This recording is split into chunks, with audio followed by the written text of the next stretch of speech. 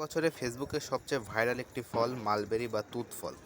আপনাদের অনেকেরই হয়তো বাগানে আছে, আবার অনেকেরই বাগানে নেই, তারা কিনতে চাচ্ছেন। যারা কিনতে চাচ্ছেন তাদের বলে রাখি, এটা বাচ্চাদের অনেক পছন্দের একটা ফল। তো কেনার আগে কিছু কিছু বিষয় আপনারা সতর্ক থাকবেন। প্রথম হচ্ছে জাত, অর্থাৎ সব মালবেরি কিন্তু খেতে ভালো না, জাত ভেদে মালবেরি ভালো। আপনারা যদি টক মালবেরি চান তাহলে আমার মতো ইন্ডিয়ান জাতের মালবেরি লাগাতে পারেন, কিন্তু আমি বলবো এই জাতের মালবেরি কেউ রোপণ করবেন না।